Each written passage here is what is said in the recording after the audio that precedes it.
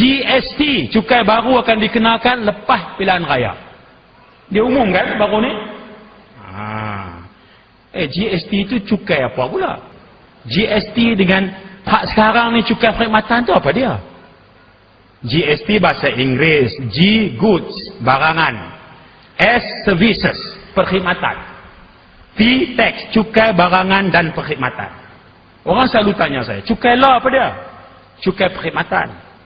Cukai hak Datuk Najib nak buat lepas pilihan raya apa dia? Cukai GST. Apa beza cukai perkhidmatan dengan cukai barangan dan perkhidmatan? Bagi penyokong Pakatan Rakyat, kita mesti jawab dengan terang dan fasih. Tak payah basa-basi belik-belik. Nak mudahnya begini aja. Saya nak buat kiasan. Cukai perkhidmatan sekarang, yang kerajaan kutip, ialah bagi barangan yang kerajaan kata barang ni kena cukai. Yang mana kerajaan sebut barang kena cukai, yang tu kena cukai. Yang kerajaan tak sebut, tak kena cukai. Contoh, kerajaan kata gelas ayak ni kena cukai, baru kerajaan boleh kutip cukai. Kalau kerajaan kata botol ayak ni kena cukai, baru kerajaan boleh kutip cukai. Sebab dia sebut ini barangan bercukai. Buku ini kerajaan kata kena cukai perkhidmatan, disenaraikan sebagai barangan kena cukai, baru dia boleh kutip. Yang mana kerajaan tak sebut, tak kena cukai. Apa yang dia tak sebut? Bendera dia tak sebut, tak kena cukai. Kipas angin dia tak sebut, tak kena cukai. Kamera dia tak sebut, tak kena cukai. Lampu dia tak sebut, tak kena cukai. Ini cukai sekarang, cukai perkhidmatan. Cukai GST yang Datuk Najib nak buat lepas raya ni ialah mana yang dia tak sebut, semua kena cukai. Faham tak? Faham lah, apa tak faham pula? Semua ada tak sebut. Ada tak sebut apa dia? Enjin bot tak sebut, kena cukai. Kasut sekolah anak tak sebut, kena cukai. Baju sekolah, kena cukai pasal dia tak sebut. Ini dia. Kiasan yang paling mudah ialah nelayan. Cukai perkhidmatan, nelayan pakai jala, duduk tepi laut, dia tebak jala. Yang itu cukai perkhidmatan. Cukai GST apa dia? Dia guna pukat rimau. Habis dia kau.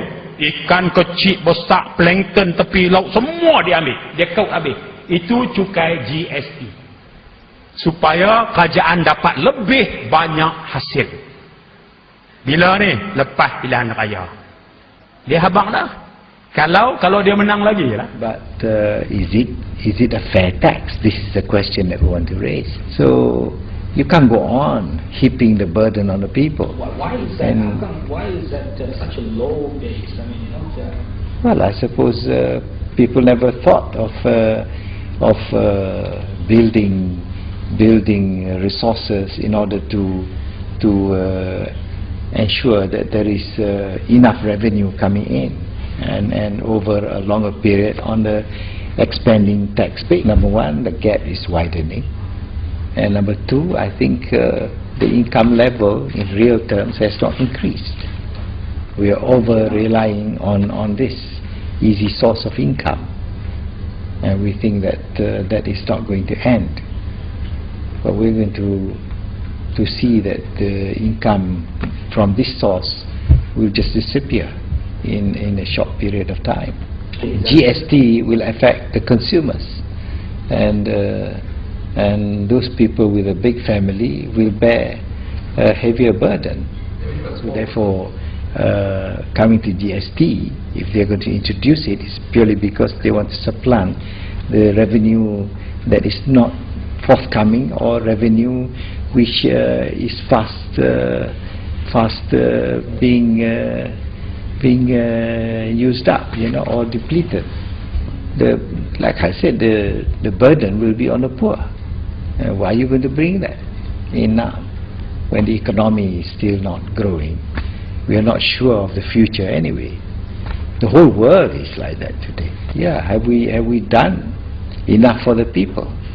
You're talking of the widening gap, income gap, and problems of poverty still there.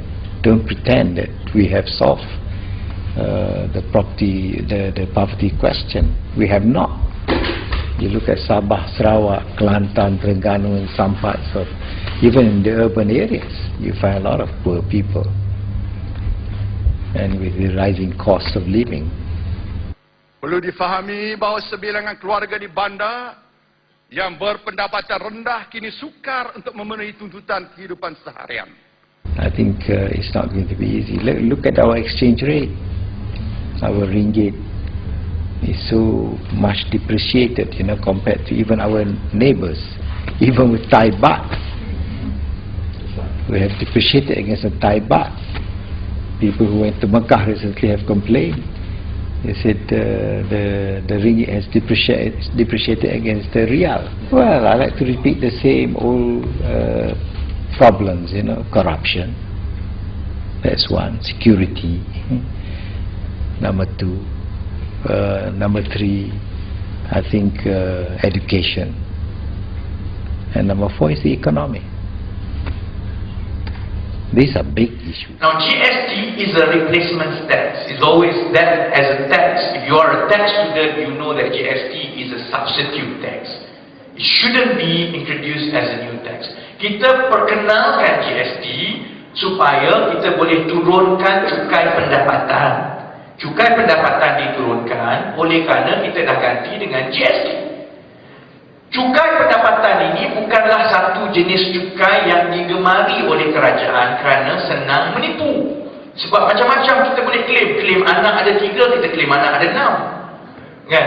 Rumah klaim macam itu, tolak, tak payah bayar cukai. And through income tax ini, untuk semak and to catch tax avoidance and evasion dan penipuan ini, dia panjang cerita. Maksudnya kita perlukan lebih ramai kaki tangan IRB untuk pergi sewa. Sebab itu di banyak negara mereka lebih gemakan GST.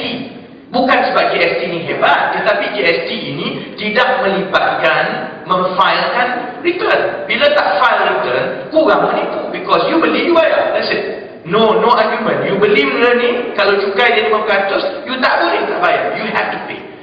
That's the only thing about GST and income tax. Sebab itu ramai yang negara yang memang ada GST. Tetapi the basic principle is that GST is not a new tax. It's always a substitute tax. If you introduce GST in order to make sure a tax parity, you must make sure you reduce income tax. Yang itu yang tidak boleh dibuat di Malaysia. Kerana di Malaysia daripada 12 juta pekerja, hanya 1 juta yang bayar tax. Kalau kita perkenalkan GST, yang tanggung GST yang akan jadi beban untuk 28 juta rakyat Malaysia. Tetapi yang dapat manfaat daripada menurunkan cukai hanyalah 1 juta.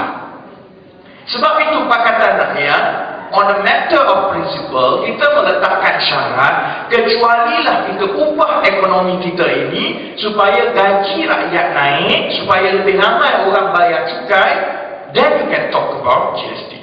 If you have, for example, 4 million tax-paying workers in Malaysia, baru kita boleh cakap tentang GST, because you introduce GST, then any tax reduction will cover a proportionately bigger chunk of our society berbanding dari sekarang. So it's not so much a question of whether we are against GST. It is a question of fairness. It is not fair to introduce GST now because the wages are too low, and akhirnya kalau kita perkenalkan GST, dia akan mencukai golongan yang paling miskin.